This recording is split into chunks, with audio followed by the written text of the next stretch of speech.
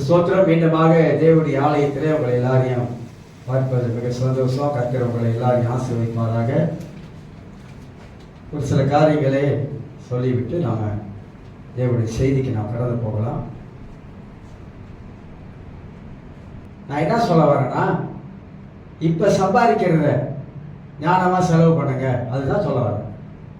இப்ப சம்பாதிக்கிறீங்க, உழைக்கிறீங்க, அந்த பணத்தை நீங்க ஞானமா நீங்க யோசிப்பு எகிப்துல கற்றுக்கொண்டு அதை வச்சாரு. ஏன் வச்சாருன்னா, பஞ்சகாலம் வரப்போகுதுன்னு அவருக்கு தெரியும். ஆனா அந்த பஞ்சகாலத்துல எப்படி தேவன் வழி நடத்தினார் என்பதை அறிந்து செலவு பண்ற காரியத்துல தயவு செய்து சபையாரு உங்களுக்கு சொல்லுகிறேன், ரொம்ப ஞானமா செலவு பண்ணுங்க. நாளைக்கு நம்ம கஷ்டப்படக்கூடாதுன்னு சொல்லலாம், வேற ஒன்றும் இல்லை. பணத்தை அதிகமாக விரைய மாட்டாதீங்க. உழைக்கிற பணங்க, கஷ்டப்பட்டு உழைக்கிறீங்க, சம்பாதிக்கிறீங்க, அந்த பணத்தை நீங்கள் கொஞ்சம் சேமிப்பில் நீங்கள் வைக்கிறது நல்லது. பணம் அப்படியே கரைஞ்சி அப்படியே போயிடும், சம்பாதிக்கிறது கஷ்டமாக இருக்கும்.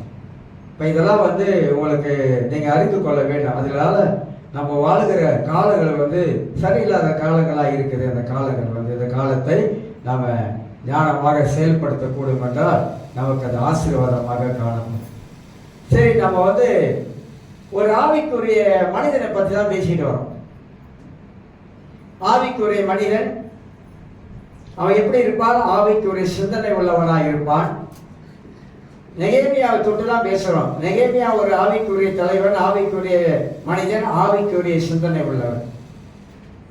நான் என்ன அதிகமாக இந்த வார்த்தையை, தேவனுடைய வார்த்தையை கொண்டு நான் உணர்கிறேன் அப்படின்னு சொன்னாக்கா, அதிகமாக தேவனுடைய பிள்ளைகள் இன்றைக்கு கர்த்தருடைய வார்த்தையில அவங்க அதிகமாக தங்களுடைய கவனத்தை செலுத்தாமல் தேவனுடைய வார்த்தையில எழுதப்பட்டிருக்கிற சத்தியத்துல அவங்க சரியான தங்களுடைய வாழ்க்கையை கட்டாமல் இருக்கிற ஒரு காரியம்.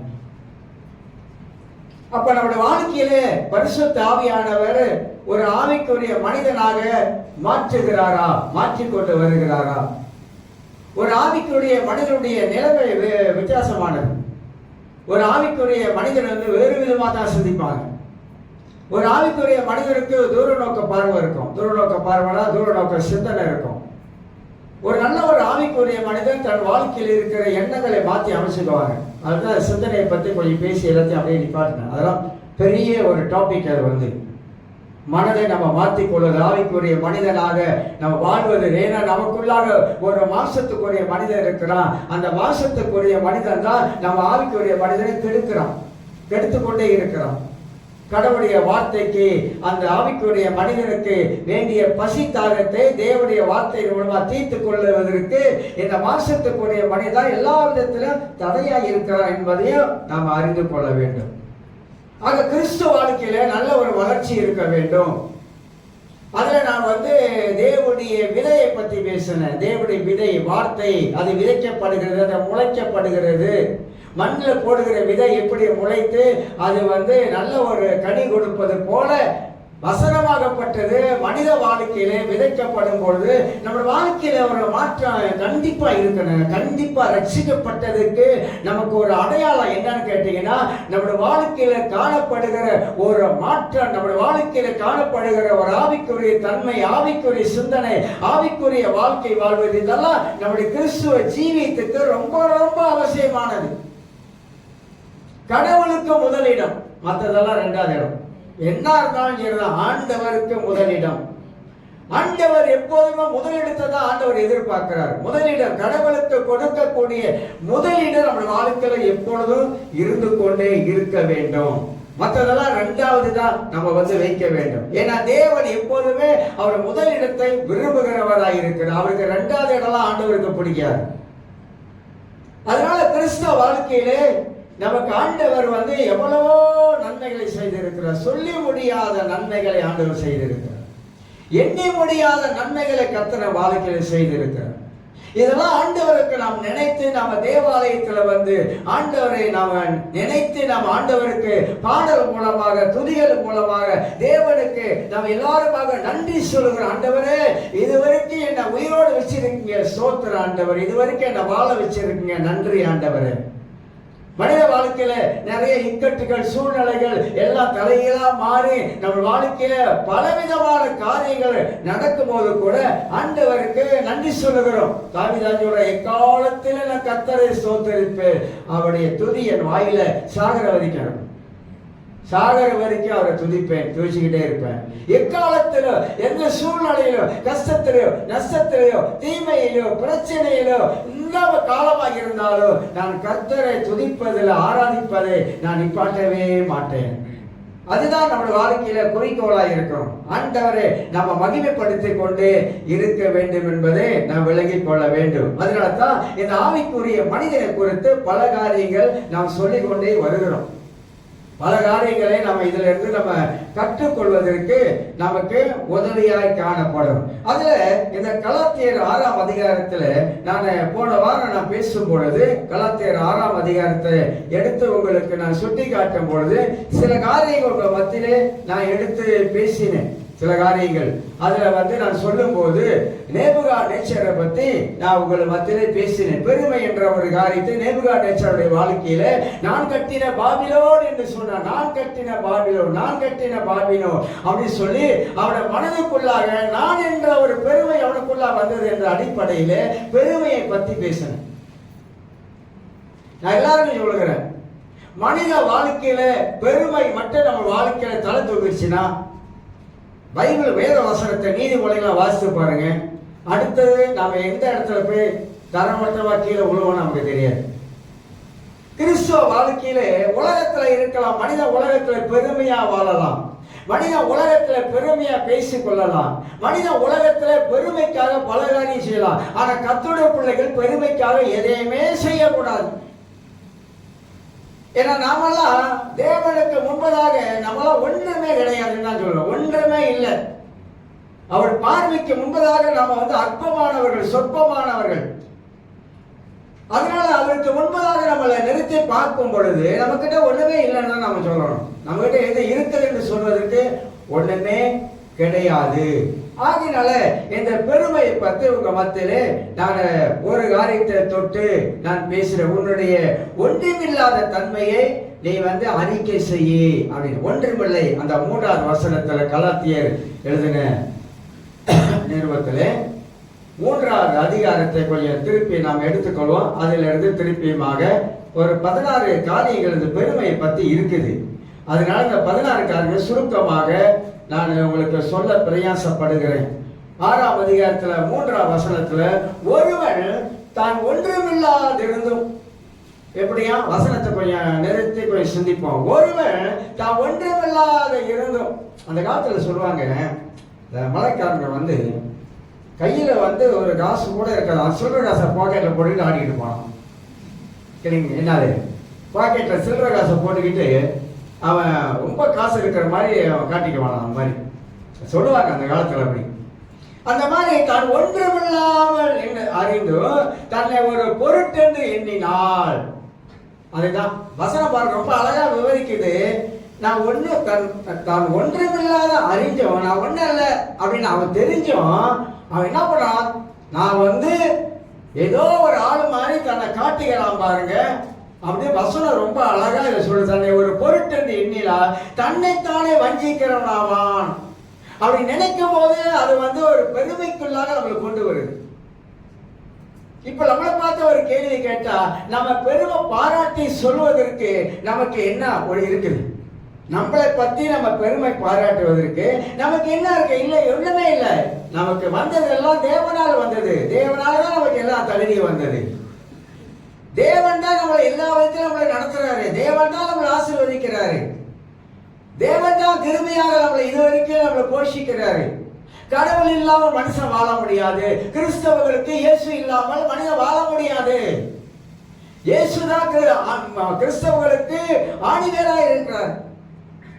ஆகினால நம்ம பெருமை பாராட்டி வாழக்கூடாது என்பதையே இந்த வேத வசனம் நமக்கு தெளிவா போதிக்கிறது என்பதை போன வாரத்துல இதிலிருந்து சில காரியங்களை உங்களுக்கு எடுத்து நான் காட்டினேன். அதுல தான் இப்ப நம்ம 16 காரியங்களை உங்களுக்கு நான் சொல்ல போகிறேன். ஒரு மனிதன், ஒரு ஆவிக்குரிய மனிதன், ஒரு ரட்சிக்கப்பட்ட மனிதன், அபிஷேகம் பண்ணப்பட்ட மனிதன், ஆவியில நிரம்பி இருக்கிற ஒரு மனிதன், வேத சத்தியத்தை அவர் அறிந்திருக்கிற ஒரு மனிதனுடைய வாழ்க்கையில இந்த பெருமை தலை தூக்கும் பொழுது அந்த பெருமை நம்முடைய வாழ்க்கைக்கு ஒரு சரிவு என்பதை மனதில் வைத்துக் கொள்ள வேண்டும்.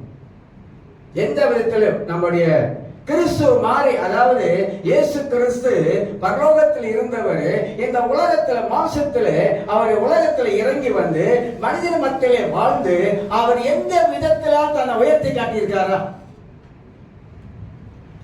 கடவுளே மனிதனாக உலகத்தில் இறங்கி வந்து அவர் பேச்சில, அவர் நடத்தையில, அவர் மக்களோடு பழகிற விதத்துல, அவர் செயல்பட்ட காரியங்கள எந்த விதத்துல இயேசு தன்னை உயர்த்தி காட்டியிருக்கிறாரா?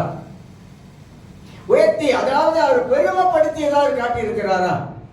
ஆனா வசனம் சொல்றது பிலிப்பியர் 2ஆம் அதிகாரத்துல அவர் தன்னைத்தானே தாழ்த்தி மனுஷ சாயலாகி அடிமையின் ரூபம் எடுத்து, அப்படிலாம் பைபிள்ல நிறைய காரியங்களே நாம் போதிக்கிறோம். அப்ப நாம எல்லாருமாக ஒரு மனிதனை பின்பற்றக்கூடாது, இயேசுவை பின்பற்றணும். எனக்கு நிறைய பேருடைய தப்பு என்ன செய்யறாங்கனாக்கா, மனிதனை பின்பற்ற ஆரம்பிக்கிறாங்க, ஊழியக்காரர் பின்பற்ற ஆரம்பிக்கிறாங்க. அது மகா தப்பு. பைபிள்ல எங்கேயுமே ஊழியக்காரர் பின்பற்ற சொல்லவே கிடையாது. ஏன் சொல்ல கிடையாதுன்னா, இயேசு ஒருத்தர் தான் பின்பற்றி போகணும். என்னை பின்பற்றி வாருங்கள் சீசர்கள் சொன்னாங்க. என்னை பின்பற்றி வாருங்கள். நீங்கள் என்னை பின்பற்றி வந்தீங்கன்னா உங்களுக்கு நான் சொல்ல வேண்டிய காரியம் கற்றுக் கொடுப்பேன். ஆண்டவராய் இயேசுவை தவிர வேறு யாரையும் பின்பற்றக்கூடாது. இயேசுடைய போதனை தான் கேட்கணும். வேற எந்த போதனையும் மனுஷ போதனையும் கேட்கக்கூடாது. இயேசு சொல்றாரு, நீங்கள் மனிதனுடைய கற்பனைகளை நீங்கள் நீங்க போதிக்கிறீங்க மக்களுக்கு. மனிதனுடைய கற்பனையை போதிக்க கூடாது. தேவனுடைய சத்தியத்தை போதிக்கணும், தேவனுடைய வார்த்தையை போதிக்கணும். தேவனுடைய வார்த்தையில் இருக்கிற சாரத்தை நாம் அறிந்து கொள்ள வேண்டும். தேவனுடைய வார்த்தையில் இருக்கிற வல்லமையை நாம் புரிந்து கொள்ள வேண்டும். தேவனுடைய வார்த்தை எதை போதிக்கிறதோ அதுக்கு நாம் கீழ்ப்படிய வேண்டும். கர்த்தருடைய வார்த்தை எதை சொல்லுகிறதோ அதை கை கொள்ள வேண்டும் வாழ்க்கையில. இன்னைக்கு எல்லாம் தலைக்கெல்லாம் பிறண்டுருச்சு. சபைக்குள்ள இன்னைக்கு சபை பரிசுத்தத்திலே வழி நடத்தப்பட வேண்டும். சபைக்குள்ளாக ஆவியானுடைய பிரசனை இருக்க வேண்டும். சபைக்குள்ளாக தேவ ஆவியானுடைய நடத்துதல் காணப்பட வேண்டும். இன்னைக்கு சபைக்குள்ளாக கண்ட குப்பையை உள்ள வருது. இன்னைக்கு ஒரு கிளிப் அனுப்பிவிட்டு அன்னைக்கு நான் ரொம்ப நாளாக வச்சிருந்தேன், அனுப்பக்கூடாதுன்னு. சரி, நீங்க புரிஞ்சுக்கிங்க, தெரிஞ்சுக்கிங்க. இன்னைக்கு சபை எங்க போயிட்டு இருக்குது, சபை நிலைமை என்ன ஆச்சு இன்னைக்கு. ஒரு காலத்துல திருச்சபை எப்படி இருந்தது, ஒரு காலத்துல சபை எப்படி பக்தியா இருந்தது, ஒரு காலத்துல சபையில எப்படி கூடி ஜெபம் பண்ணாங்க, ஒரு காலத்துல எப்படி பாசிங் எடுத்து உபவாசம் பண்ணி சபையில ஜெபம் பண்ணாங்க. சபை அன்னைக்கு இருந்த நிலைமை எப்படி இருந்தது, இன்னைக்கு சபை அந்த நிலைமையை விட்டு தடம் புரண்டு போயிருச்சு. வருத்தமா இருக்குங்க, ரொம்ப வருத்தமா இருக்கு. ஏன் வருத்தமா இருக்கு நான் சொல்றேன்னா, ஆண்டவர் இந்த திருச்சபை சம்பாதிப்பதற்கு அவர் எவ்வளவா அவமானப்பட்டார், நிந்திக்கப்பட்டார், அடிக்கப்பட்டார், காரி துப்பப்பட்டார் சபையை சம்பாதிக்க. அந்த நிலைமையில நம்ம இருப்போமான்னு தெரியாது. அப்ப நம்ம யோசிக்கணும், இயேசுவே இந்த சபை என்ன சம்பாதிப்பதற்கு இவ்வளவா நீங்க அவமானப்பட்டீங்களே, நான் எந்த நிலையில இன்னைக்கு இருக்கிறேன். உன் முகத்துல இந்த உலகத்துல பிறந்த ஒரு மனிதன், நீ தேவாதி தேவன், நீ ஆண்டு கடவுளுக்கு கடவுளாக மனிதனுக்கு மனிதனாக இந்த உலகத்தை வாழ்ந்து காட்டின உண்மையை பார்த்து காரி துப்பனா ஒரு மனிதன் உலகத்துல பிறந்தவன். இயேசுவை எவ்வளவா அவமானப்படுத்தினாங்க. நம்ம நினைக்கணும், கொஞ்சமாவது ஆண்டவர் எனக்கு செய்தது. அதான் தாவீது சொல்லுகிறான், என் ஆத்துமாவே கர்த்தரை ஸ்தோத்திரி. தமிழ் சபையில் ஜெபம் முடிக்குது, அதான் கூட்டமே முடியுது. எங்க யார் கத்திட்டு இதை வச்சான்னு தெரியல.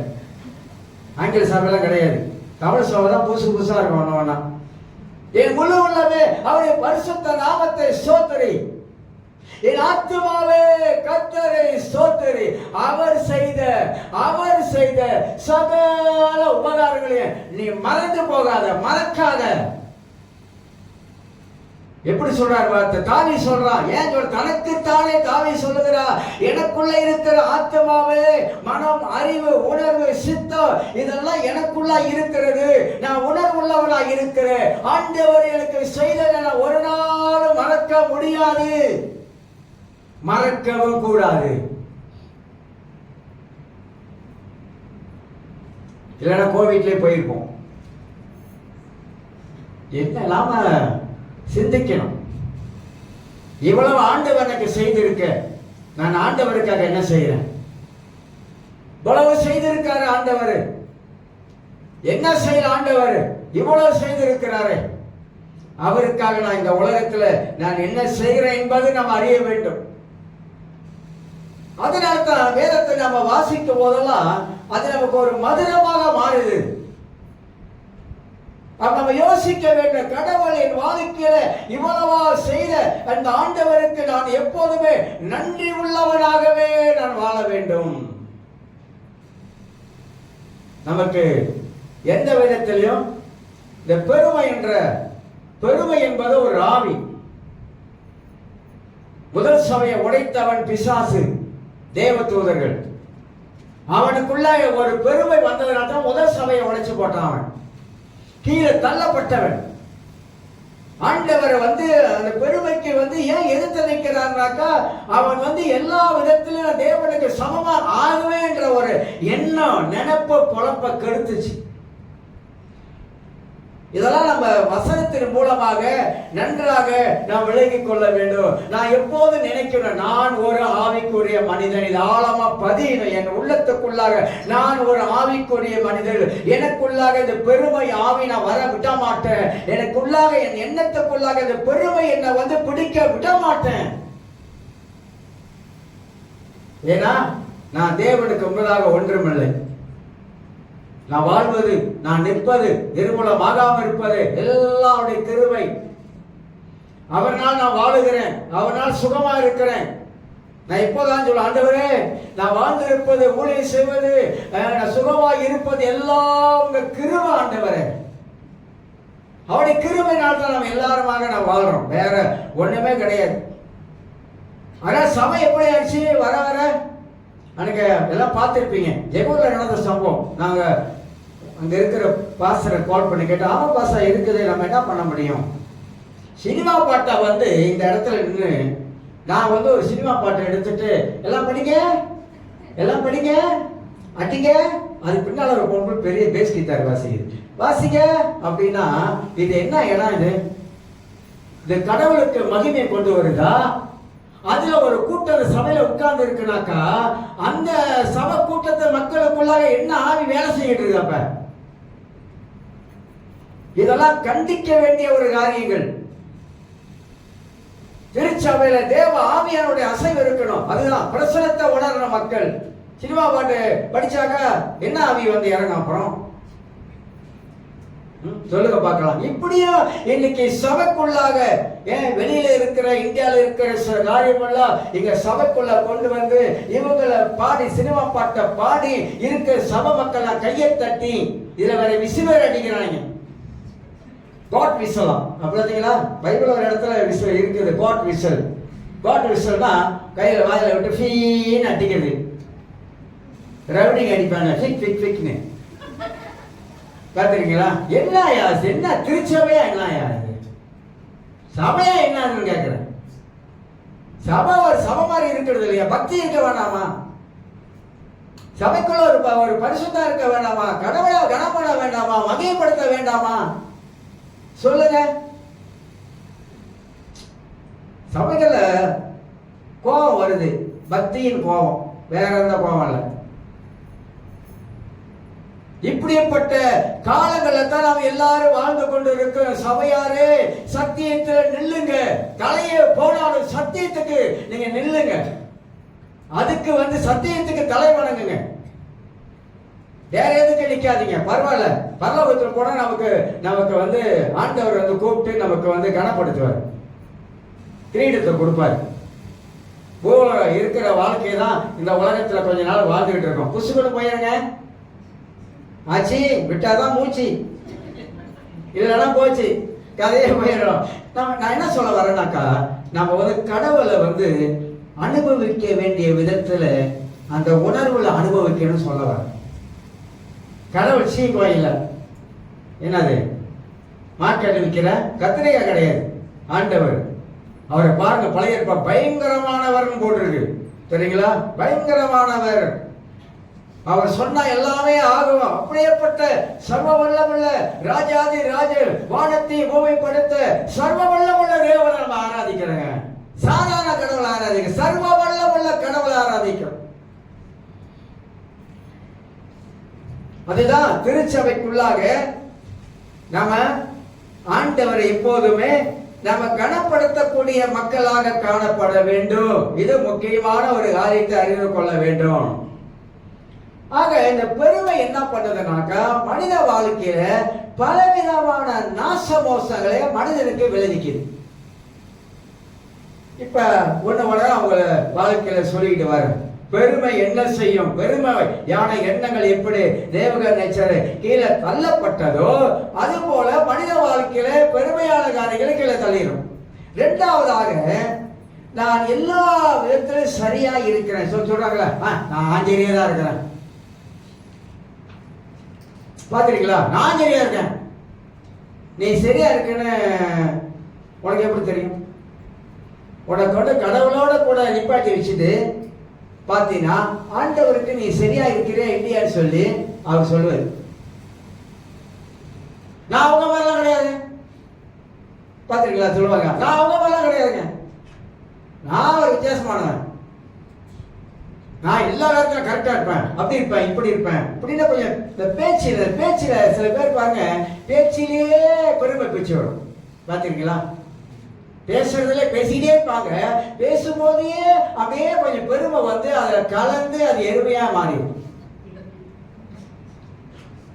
நான் பேசும்போதெல்லாம் இயேசு உலகத்துல இருந்த பொழுது பாமர மக்களோடு கூட போய் இயேசு ராஜ்யத்தின் சுவிசேஷ அறிவித்து அந்த மக்களோடு எப்படி ஒருவராக இருந்தார் என்பதையும், பாவிகள் வீட்டில் போய் எப்படி இயேசு உட்கார்ந்து சாப்பிட்டார் என்பதையும், அவ்வளவு தாழ்மையாக எப்படி மக்கள் மத்தியிலே ஆண்டவர் நடந்து கொண்டார் என்பதையும் அறிந்து கொள்ளணும். அதே மறுபக்கத்தை நீங்க பாத்தீங்கன்னா, இயேசு கிறிஸ்து இந்த சத்தியத்தை அறிந்தவர்கள் மத குருக்கள், ஏன்னா அவங்களுக்கு வந்து மதம் தான் முக்கியம். பரிசெய்ய சதிசெய்ய வேத படம் மதம் தான் முக்கியம். இன்னைக்கு கிறிஸ்தவ வாழ்க்கையில் அப்படிதான் நினைக்கிறேங்க. மதம் மதம் மதம் பரலோகத்துக்கு கொண்டு போவாது. கிறிஸ்தவ மதமே கிடையாது. யார் சொன்ன கிறிஸ்தவ மதம்? சொல்ல கிறிஸ்தவ மதமே கிடையாது. கிறிஸ்தவ வந்து ஒரு மார்க்கம், ஒரு வழி. இயேசுவை பின்பற்றி போகிறோம், அவருடைய போதனைகளை கை கொண்டு பின்பற்றி போகிறோம். அவருடைய போதனைகள் உயர்வான போதனைகள். அதெல்லாம் மலைப்பிரசங்கத்தில் 5ஆம் அதிகாரம் 6ஆம் அதிகாரம் 7ஆம் அதிகாரம் வாசிக்கும் போது இயேசு கிறிஸ்து மனிதனுக்கு உயர்வான போதனையை கற்றுக் கொடுக்கிறார். அதனால நம்ம ஒன்றே இல்லைங்க, நம்ம ஒன்றமே கிடையாது. இதை மனசுல அறிந்து கொள்ள வேண்டும். அப்ப நான் எல்லா விதத்திலும் சரியா இருக்கிறேன், அவர் மாதிரி நான் இல்லை, நான் கரெக்டா இருப்பேன். எந்த பெருமை பேச்செல்லாம் வேண்டாம். மனிதன் பலவீனமானவன். மனித வாழ்க்கையில குறையே இல்லைன்னு சொல்றதுக்கு ஒண்ணும் கிடையாது. என்ன எடுத்துக்கிட்டாலும் சொல்றேன், நான் குறை இல்லாமல் வாழுகிறேன் அப்படின்னா இயேசுவோட மிஞ்சிட்டேன். நீ இப்ப அப்படிதான் சொல்லணும், இயேசுவோட மிஞ்சிற கிடையாது. மனித வாழ்க்கையில குறை இருக்கும். மற்றவங்களை ஒப்பிடக்கூடாது. நம்ம வாழ்க்கையில மற்றவங்களை என்னைக்கு ஒப்பிடுறோமோ அது நம்ம வாழ்க்கையில பெருமை எடுத்து காட்டுதுன்னு அர்த்தம். நான் ஒரு நாளைக்கு 4 மணி நேரம் ஜெபம் பண்ணுவேன். தெரியுமா, அவங்களுக்கு பேச்சிலே பேசுவாங்க, நான் வந்து 4 மணி நேரம் நான் ஜெபம் பண்ணுவேன். 4 மணி நேரம் ஜெபம் பண்ணி வாழ்க்கை எப்படி இருக்கு? ஜெபம் வாழ்க்கையை மாற்றும். ஜெபத்துல கர்த்தர் பேசுறாரு. ஜெபத்துல தேவ பிரசன்னத்தை உணர்கிற நாம நம்ம வாழ்க்கையில அங்கதான் வந்து ஒரு சுத்திகரிப்பு நடக்குது. அங்கதான் ஜெபத்துல வந்து ஆவியானவர் ஒரு மாற்றத்தை உண்டு பண்ணுகிறாரு. மாறுவதற்கு ஜெபம் அவசியம் தான். ஆனா நான் 4 மணி நேரம் நம்ம வந்து ஜெபம் பண்றேன்னு சொல்லிட்டு நம்ம பெருமையா பேசுறோம் பாருங்களேன், அது தப்புன்ற. நான் வந்து இத்தனை மணிக்கெல்லாம் எந்திரிச்சிருவேன் தெரியுமா? உலகமே தூங்கும், நான் மட்டும் எந்திரிச்சு ஆண்டு சமூகத்துல அதுவும் நட்டும் முழங்கால நிற்பேன். எப்படியா? நட்டும் முழங்கால. நீ ஜெபிக்கிறது யாருக்கும் தெரியக்கூடாது, பைபிள் சொல்லியிருக்கு. சில பார்த்தீங்களா, நாங்கள் 40 நாள் உபவாசம் எடுக்க விளம்பரம். நீ 40 நாள் உபவாசம் இப்ப எடுத்தா என்னையா? நல்லதுதான். அதை ஏன் ஒரு விளம்பரம் படுத்திக்கிற? நாங்க சபையாரெல்லாம் 40 நாள் உபவாசம் எடுக்கிறோம். இதெல்லாம் ஒரு விளம்பரம். எதுக்கு இப்ப இந்த விளம்பரம்? தேவையில்லையே. பைபிளை நல்லா அலசி பார்த்தா பைபிள் அப்படி சோதிக்கிற, அப்படி சொல்லல. நான் இத்தனை நாள் எடுக்கிறேன், 21 நாள் தானியேல் உபவாசம் எடுக்கிறேன். ஓ, ஒரு ஊழியக்காரருக்கு தான் வந்திருந்தாரு. உங்களுக்கு தெரியுமான்னு தெரியல, நீங்க மறந்துருப்பீங்களா? நான் மறக்க மாட்டேன். அதான் எங்கள் வீட்டில் வந்து பேசிட்டு தான் அப்புறம் வந்து என் மருமகன் 90 நாள் உபவாசத்தோடு தான் வந்திருக்காரு. எங்களுக்கு தெரியாதா? 90 நாள் உபவாசத்தோடு இங்கே வந்திருக்காரு. இதெல்லாம் காட்டுகிறது, சொல்லுகிறது. நான் அப்படி ஆக்கும், நான் இப்படி ஆக்கும், என்ன மாதிரி முடியாது தெரியுமா? அப்பெல்லாம் சொல்லுகிறது. பேச்சிலேயே இந்த மாதிரியான பெருமை பேச்செல்லாம் நம்ம அதிகமாக நம்ம பார்க்கிறோம். இதெல்லாம் ஒரு வாழ்க்கையில வெற்றி எறியணும், சொல்லணும். ஆண்டவரே, நான் ஒண்ணுமில்ல, சமூகத்துல ஒண்ணுமில்ல. மனிதர் மத்தியிலே நாம் எப்படி நம்முடைய வாழ்க்கையில தாழ்மையா வாழணும் என்பதை கற்றுக்கொள்ளணுங்க, கற்றுக்கொள்ளணும். ஒரு ஆவிக்குரிய மனிதன் இதெல்லாம் நல்லா ஆழமாக சிந்திக்கிற மனிதனாக அவங்க இருப்பாங்க. மூணாவது ஒரு காரியம் சொல்லுகிறேன். தோல்வியை சில பாருங்க ஒத்துக்கொள்ள மாட்டாங்க. தமிழோட சொல்லாதுங்களா, கீழே விழுந்தாலும் மீசில மண்ணு ஒட்டல, அதை ஒத்துக்க மாட்டாங்க. ஆமா, மீசில மண்ணு ஒட்டி இருக்கு, நான் கீழே விழுந்துட்டேன் அப்படின்னு ஒத்துக்க மாட்டாங்க. கீழே விழுந்தாலும் மீசையில மண்ணு ஒட்டலைன்னு சொல்ற ஆட்களும் இருக்காங்க. தங்க வாழ்க்கையில வந்த தோல்வி, ஆமா என் வாழ்க்கையில நிறைய தோல்வி சந்திச்சிருக்கிறேன், என் வாழ்க்கையில நிறைய சம்பவங்கள் வந்திருக்கு, ஒத்துக்கவே மாட்டாங்க. ஏன்? ஒத்துக்கிட்டா கௌரவம் போயிருமா? கௌரவம். சில பேர், நிறைய பேர் நான் பார்த்துருக்கேன், தங்களுடைய வாழ்க்கையில ஒரு கௌரவத்தை வச்சுக்கிட்டு சில காரியத்துல வந்து இறங்கி வராம இருக்கிறாலும் இருக்காங்க. என் கௌரவம் என்ன, என் குலம் என்ன, என் குட்டை என்ன, என் மட்டை என்ன? ஜாடியை கேட்டுப்பாங்க, என்ன ஜாதி, என்ன ஜாதின்னு கேட்டு ஜாடியை கேட்பாங்க, என்ன ஜாதி? ஏன் இப்ப என்ன ஜாதின்னு கேட்கிறப்ப, இல்ல உயர்ந்த ஜாதியா கீழ் ஜாதியா? நாங்க மனித ஜாதி. கிறிஸ்து உலகத்துல இன்னும் இருக்கு. உரிக்காத தோல் இருக்குது, வெட்டாத கிளை இருக்குது. கிறிஸ்துக்குள்ள வந்த ஒருபாடு களத்தேர் அழகா சொல்றாரு, புறஜாதி இல்ல, யூதனை இல்ல, புறஜாதி இல்ல, நம்மளாம் கிறிஸ்துக்குள்ள ஒரே ஆவியில ஒரே தேவனை ஆராதிக்கிறாங்க. அப்புறம் என்னங்க ஜாதி? ஜாதியில அந்த காலத்துலங்க, அந்த காலத்துல ஜாதியை வச்சிருந்தாங்க. இன்னைக்கும் இந்தியாவிலும் சரி, இங்க மலேசியாலும் சரி, கிறிஸ்தவங்க ரட்சிக்கப்பட்டாங்க. ஆனா தோல் உரிக்காத ரட்சிக்கப்பட்டவங்க, தோல் உரிக்கல. இன்னும் நிறைய காரியங்கள் கிறிஸ்தவ வாழ்க்கையில ஒட்டிக்கிட்டு இருக்குன்னு நான் சொல்ல வரேன். ஆண்டவர் பிறக்கும் போது நீ இந்த ஜாதி நம்ம பேர் வச்சாரா, நீ இந்த ஜாதி, நீ வெள்ளாளரு, நீ வந்து வன்னியர் கவுண்டரு, நீ வந்து அப்புறம் என்னது இந்த இன்னொன்று பேரு, அதான் ஃபேமஸாக ஓடிட்டு இருக்கும் சொன்னாரா ஆண்டவரு? இல்லையே. ஆனா நம்ம சொல்லிக்கிறோம், என்னது, நான் உயர்ந்த ஜாதி. பொண்ணு என்ன ஜாதின்னு கேட்டு வர கொஞ்சம் லேசா அப்படின்னா சொல்றேன். உலக வழக்கத்தின்படி பேசுறேன், நீங்க யாரு மாதிரிலாம் யோசிக்காதீங்க. சொல்றேன், நிறைய பேரு இந்த மாதிரியான ரட்சிக்கப்பட்டோம் இந்த மாதிரியான நிலைமையில விசுவாசிகளை மட்டும் நான் சொல்லலைங்க, முழுக்க முழுக்க ஊழியக்காரங்க தான் இருக்காங்க, முழுக்க முழுக்க ஊழியக்காரங்க.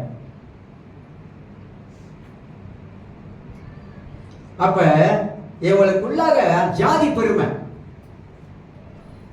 இருக்கா? ஜாதி பெருமை பாரு எப்படி வருது பாத்தீங்களா? இதெல்லாம் நம்முடைய வாழ்க்கையில இருக்கக்கூடாது. ஒரு ஆவிக்குரிய மனிதன் கிறிஸ்துவுக்குள்ளாக நம்ம வாழ சொன்னா இதெல்லாம் வெட்டி எறியணும், தூக்கி எறியணும். இதெல்லாம் மனதில் வைத்துக் கொள்ள வேண்டும். மூணாவதாக என்னை பற்றி எல்லோரும் என்ன பேசுறாங்க? என்னை பத்தி எல்லாம் என்ன பேசிக்கிறாங்க? இயேசு கேட்ட மாதிரி. இயேசு கேட்ட நோக்கம் வேற. ஆனா என்னை பத்தி என்ன சொல்றாங்க? உன்னை பத்தி என்ன சொல்றப்ப சொல்லுங்க பார்க்கலாம். அதுல ஒரு பெருமை. இப்படி இந்த பெருமை என்ற காரியத்துல நிறைய பேர்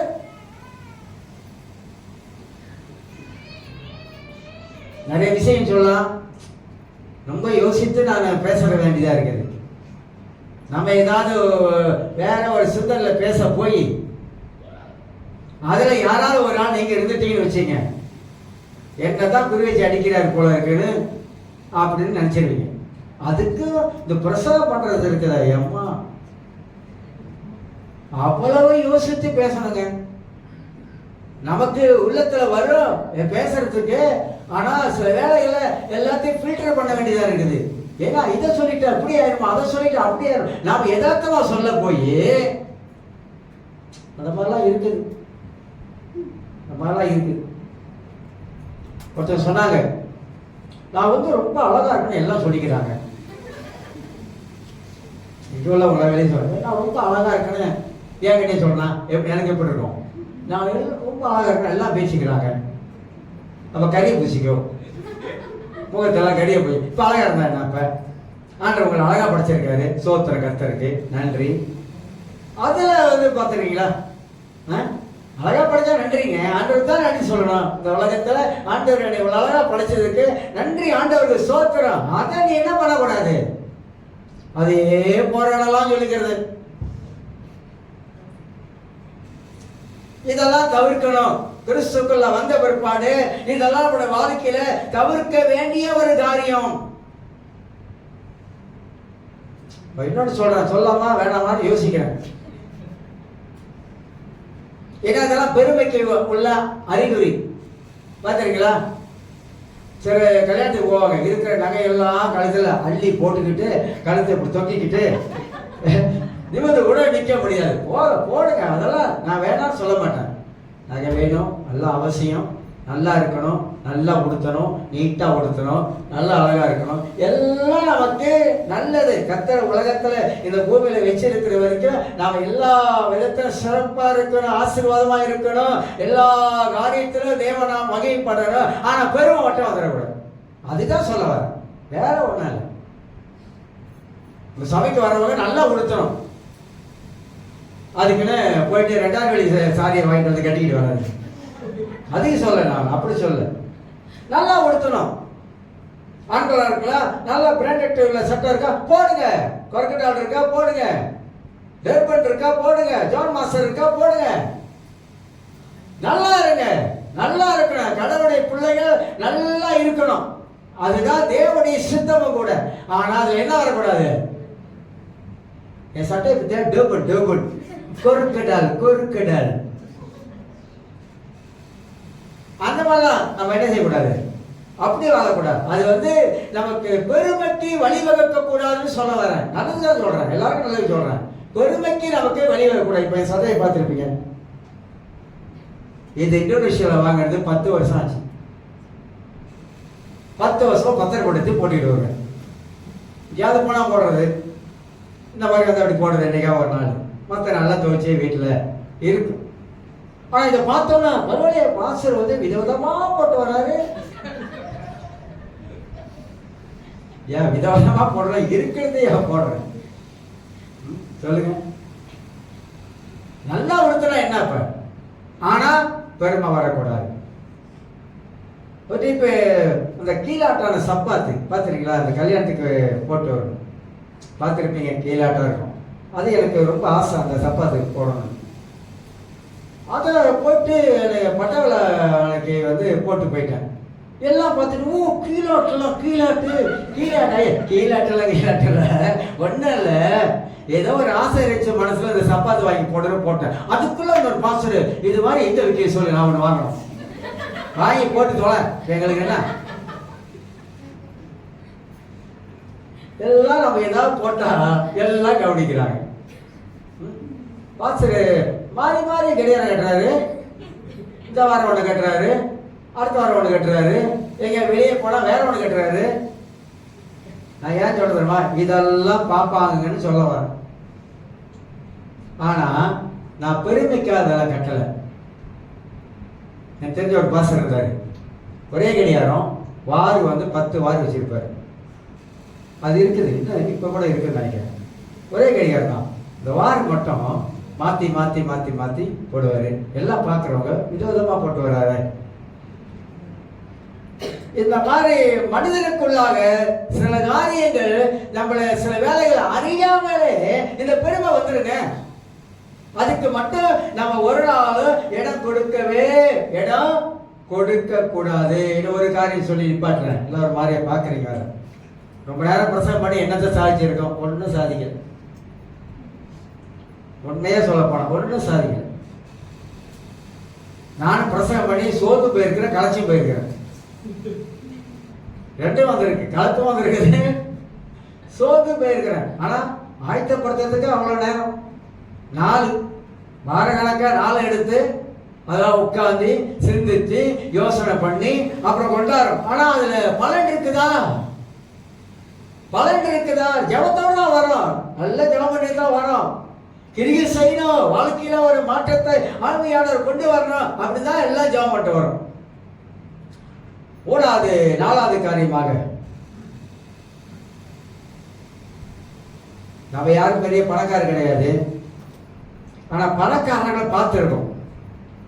பணம் இல்லாதப்ப எப்படி இருந்தாங்க, பணம் வரும்போது அவங்க வாழ்க்கையில அவங்க எப்படி இருக்கிறாங்க என்பதும். சில பாருங்க, பணம் இருந்தா, எங்க அம்மா அப்பவே சொல்லியிருக்கேன், கோவணத்துல ஒரு காசு இருந்தா கோழி கூட கொக்கரக்கோன்னு ஒரு பாட்டு பாடமா சொன்னது பிடிச்சிங்களா? இப்ப தமிழ்ல இன்னொரு பழமொழி சொல்லுவான், என்னதா அர்த்தராத்திரில என்னதா, பணம் இருந்தா கொடைபிடி பானம், சரிங்களா? அழகா அற்பனுக்கு வாழ்வு வந்தா, மறந்து போயிட. அற்பனுக்கு திடீர்னு ஒரு வாழ்வு வந்துருச்சுன்னா அர்த்தராத்திரில போயிட்டு கொடை பிடிச்சி போகணும். பணம் நமக்கு தேவை. எல்லாரும் பணக்காரராக இருக்கணும், சந்தோஷம். அது சபைக்கு ஆசீர்வாதம், உங்களுக்கு ஆசீர்வாதம், குடும்பத்துக்கு ஆசீர்வாதம். ஆனா அந்த பணம் வந்த பிற்பாடு நட உட பேச்சு இந்த செயலாம் மாறுது பாருங்க, அதுதான் ஆபத்து.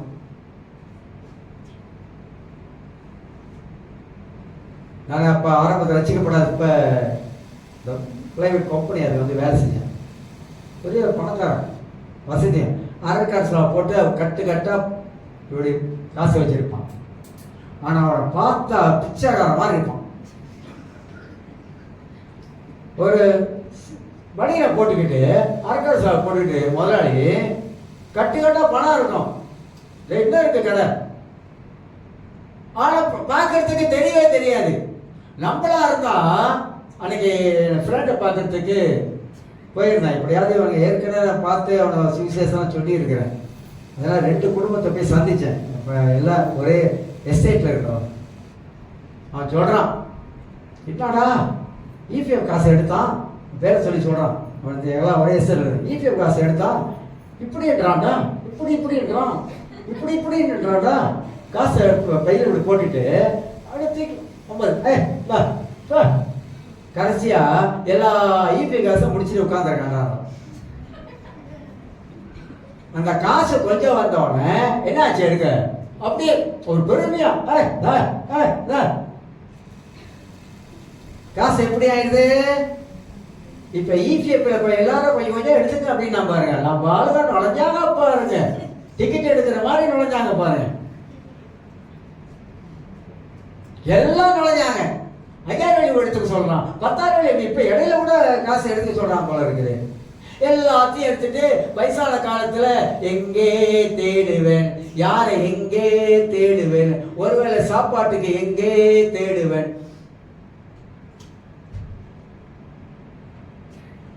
எவ்வளோ செய்திகள் வந்து உலகத்துல சொல்றாங்க. இபிஎஃப் காசு எடுத்து முடிச்சிடாதீங்க, இபிஎஃப்ல வட்டி கூட முடிச்சிடாதீங்க, அதுதான் உங்களுக்கு கடைசி காசு, அதுக்கு அங்கிட்டு ஒத்த பையன் காசு கொடுக்க மாட்டான். முடிச்சிடாதீங்கன்னு நான் மட்டும் சொல்லலைங்க, உலகம் வந்து நிறைய அறிவுரை ஏன்னா பட்டதுனால, ஏமாந்ததுனால, நடுத்தருக்கு வந்ததுனால, எல்லாம் கைவிட்டதுனால அவங்க இதெல்லாத்தையும் பார்த்துட்டு சொல்றாங்க, தயவு செய்து வயசான காலத்துல உங்க பணத்தை வந்து முடிச்சிடாதீங்க, அவனுக்கு கொடுத்துடாதீங்க, இவனுக்கு கொடுத்துடாதீங்க, எல்லாருக்கும் கொடுத்துட்டு கடைசியா நீங்க எங்க போய் உட்காருவீங்க? 10 வெள்ளி வேணும் யார்கிட்ட போவீங்க? யார்கிட்ட கை நீட்டுவீங்க? காசு கொடுறா 10 வெள்ளி கேட்க போறீங்களா? இதெல்லாம் நான் சொல்லல, வெளியே பேசுற எத்தனை செய்திகள்.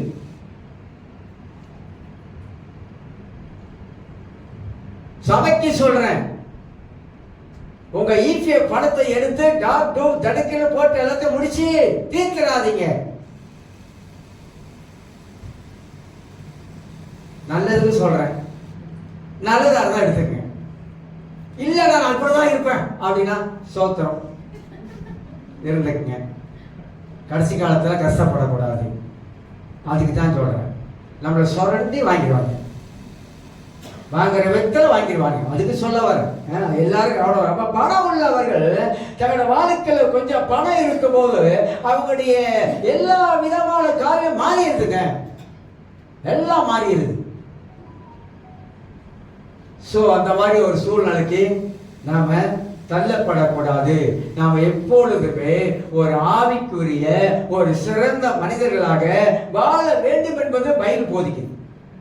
இந்த பைபிள் படிக்க படிக்க படிக்க படிக்க நான் புதிய ஏற்பாடு சொல்ல முடியாத நாள் கணக்கில் வந்து படிச்சிருக்கேன். பழைய ஏற்பாடு இன்னொரு முறை அதாவது படிச்சிருக்கேன், ஒரு மனசு வச்சு படிச்சேன் பழைய ஏற்பாடு ஃபுல்லா. ஆனா புதிய ஏற்பாடு திருப்பி திருப்பி திருப்பி திருப்பி திருப்பி பல முறை புதிய ஏற்பாடை படிக்க படிக்க படிக்க அதுலதான் நிறைய வெளிச்சம் வருது. எவ்வளோ காரியங்கள் சக்தி இதுல உள்ள அடக்கப்பட்டிருக்கு. எவ்வளோ ஆவிக்குரிய மனிதனாக வாழ்வக்கூடிய காரியத்தெல்லாம் இந்த வேத எழுத்துக்கள் நமக்கு எடுத்து காட்டுது. அதனால வாழ்றது கொஞ்ச காலம் வாழப்போம். கொஞ்ச கால வாழ்க்கையில நல்ல ஒரு கிறிஸ்தவ வாழ்க்கை, ஒரு அமைதியான ஒரு கிறிஸ்தவ வாழ்க்கை, ஒரு சமாதானமா கிறிஸ்தவ வாழ்க்கை, எல்லா காரியத்திலும் ஞானமாய் வாழுகிற ஒரு கிறிஸ்தவ வாழ்க்கை, நம்முடைய எதிர்காலத்தை நினைச்சு கொஞ்சம் பணத்தை சேமிச்சு வைக்கிற ஒரு கிறிஸ்தவ வாழ்க்கை, நம்ம குடும்பங்கள் வந்து அற்புதமாக அழகாக நம்ம கட்ட வேண்டிய விதத்தில் அதை கட்டனா அந்த குடும்பம் வந்து செழிப்பாக இருக்கும். அஸ்திவாரம் குடும்பத்துக்கு அவசியம். இந்த மாதிரி நல்லா யோசித்து பிளான் பண்ணி திட்டம் போட்டு நம்மளுடைய வாழ்க்கையை நம்ம நடத்தக்கூடும்டா நிச்சயமாக நம்மளை ஆண்டவன் நான் உன்னை விட்டு விலகுவதும் இல்லை, உன்னை கைவிடுவதும் இல்லை சொன்னார்ல, இந்த வார்த்தையெல்லாம் வாழ்க்கையில நிறைவேறும். தேவன் வந்து மனிதனை இந்த உலகத்துல நீ ஞானமாய் வாழு அப்படின்னு தான் எழுதி வச்சிருக்காரு. அதுதான் நீதிமொழிகளை ஞானத்தை பத்தி 1ஆம் அதிகாரத்துல இருந்து 10ஆம் அதிகாரம் வரைக்கும் ஞானத்தை பத்தியே பேசுது. ஏன்னா ஞானம் மனிதனுக்கு அவ்வளவு முக்கியமானது. ஆக எனக்கு அருமையானவர்களே, வாழ்க்கையில தாழ்மையா வாழ பழகிக்கணும். பெரியவங்க மரியாதை கொடுத்து வாழ பழகிக்கொள்ளும். யாரா இருந்தாலும் நம்முடைய வாழ்க்கையில கிறிஸ்துவோடைய சாயலை நமக்குள்ளாக நம்ம கொண்டு வருவோம். எல்லாரும் எழுந்திருக்கோம்.